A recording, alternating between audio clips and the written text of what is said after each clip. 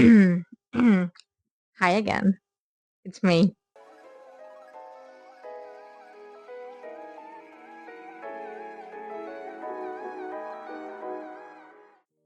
After what I think is gonna be a week hiatus. But that's okay because the thing is, I won't be here for a week.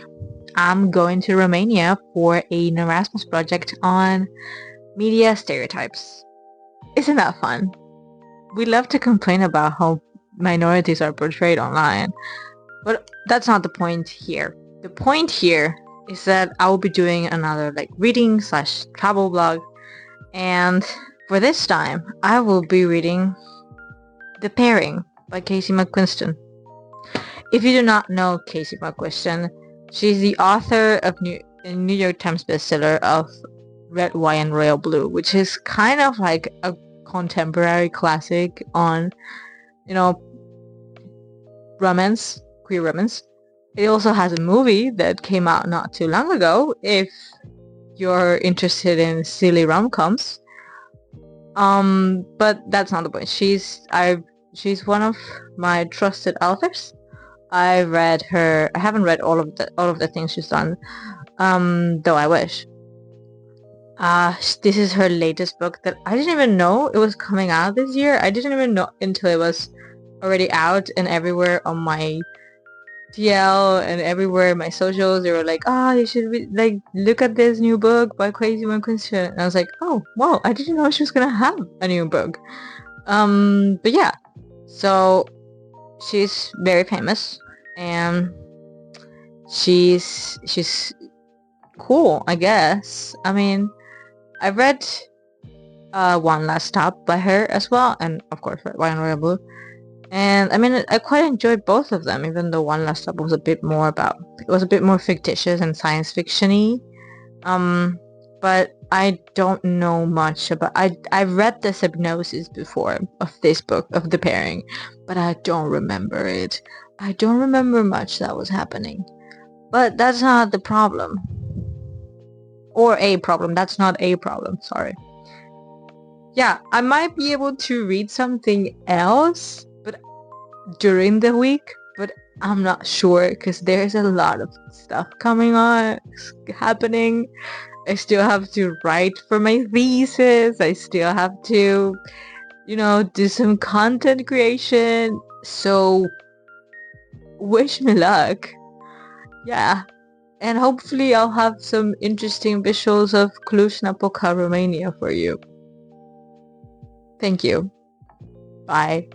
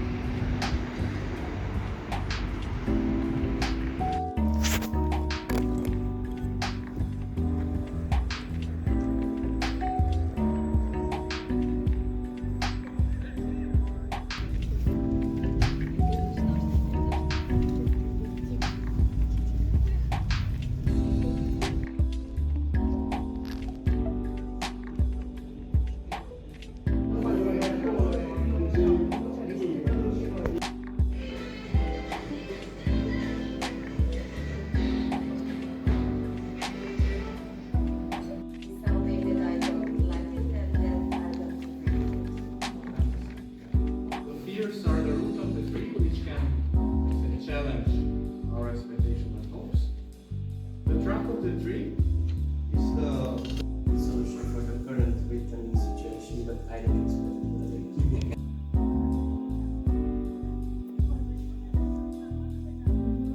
Not about the disagreement, but that it would be maybe good information, kind of like a book so, you know how people tend to read just headlines when they scroll through the news? So, for example, this question was about how do we sorry.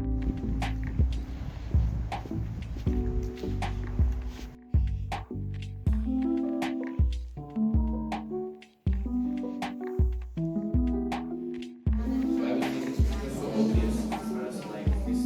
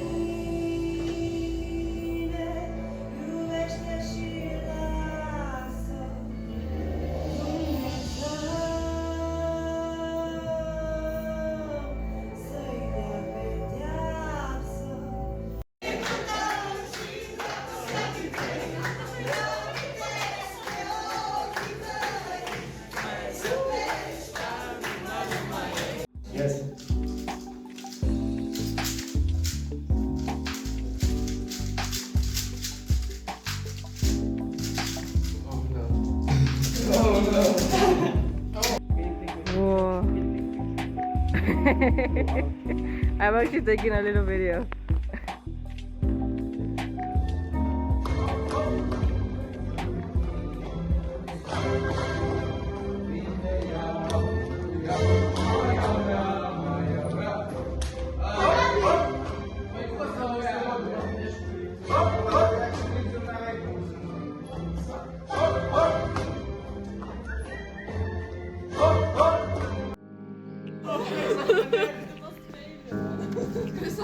They're not hitting each other, keep jumping in this.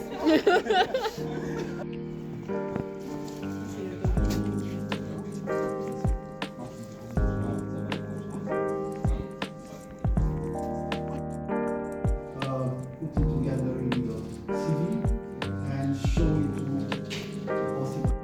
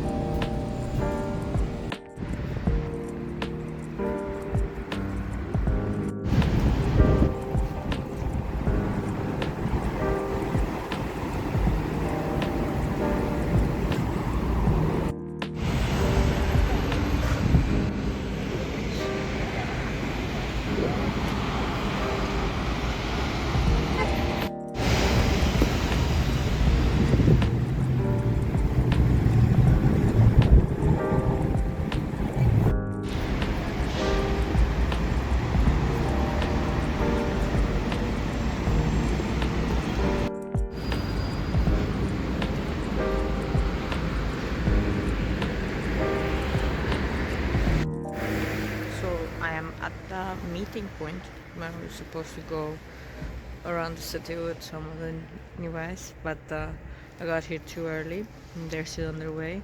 But I almost got lost because I took the bus. I was like, I'm gonna go by bus because it's cheaper than a boat.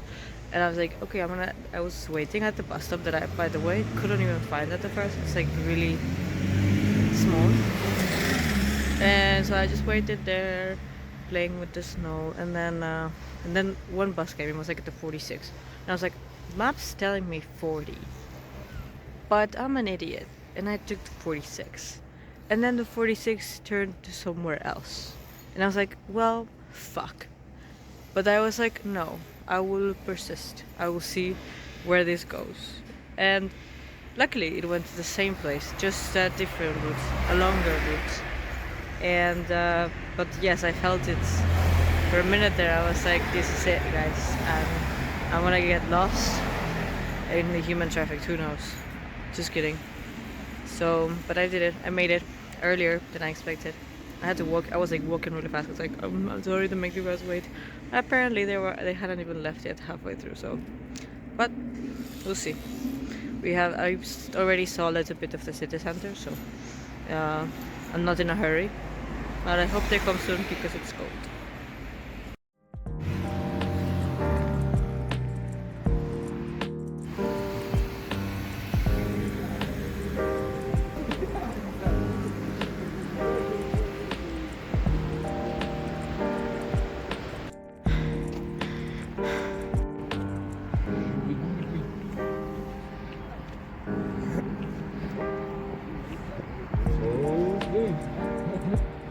Are the worst buses going.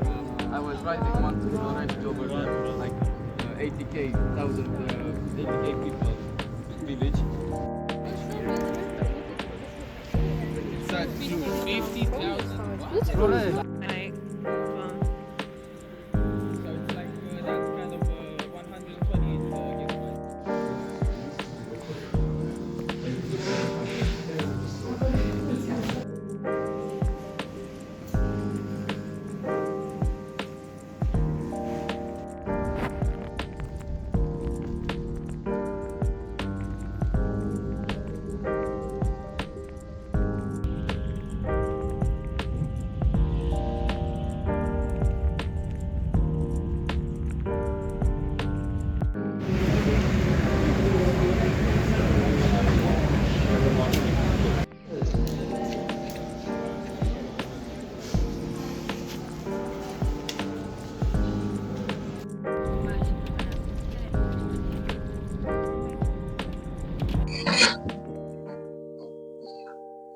just came back.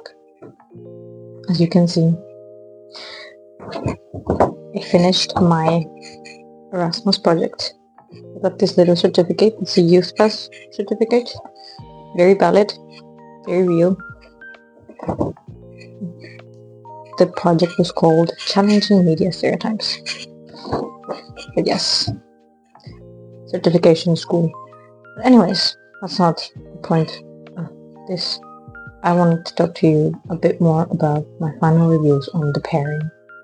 And why I couldn't update you much during the trip because I was busy with talking about stereotypes and participating in these activities because it was a fun topic. And the thing is, the pairing surprised me a lot because the thing is, this whole book is a bit more of a second chance romance, and I'm not one to read second chance romance because I tend to think that if you broke up for a good reason, then you should stay broken up. But most of this was, if this couple, the pairing basically, and they've been friends forever, and they dated for a while, and then they had a really big misunderstanding and a big blowout, and they broke off and they went separate ways. And it was quite messy, and they were both very hurt by it, and neither of them were able to heal properly, and instead started working on themselves. The classic character development arc, bad breakups or whatever.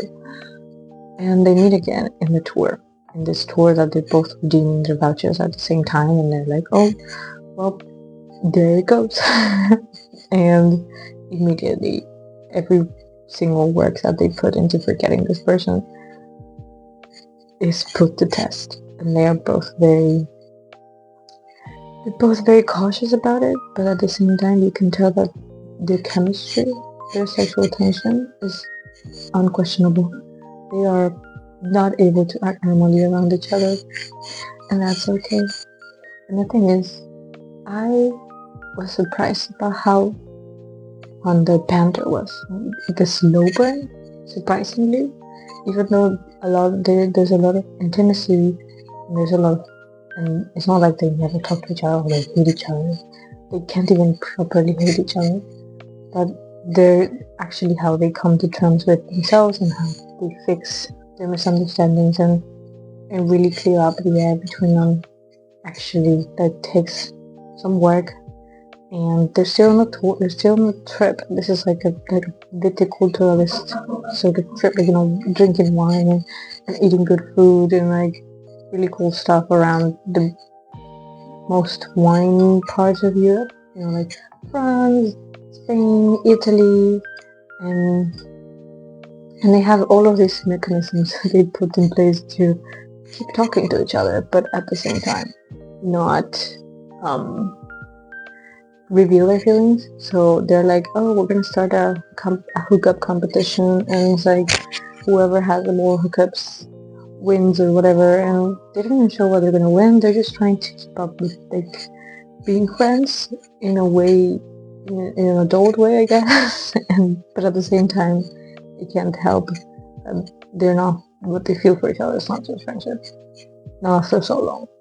And it was just very sweet as well. Like there were so many moments that you could tell how in love they actually were, and it was so sweet because the banger lines, and just in a way, I just think that they were meant for one another the same way that cheese and wine are meant for one another. I don't know. I'm trying to use a metaphor, but I'm not that much of a foodie. I do love food, but I don't know if it's in the same way. Kit and Theo love food. Yeah.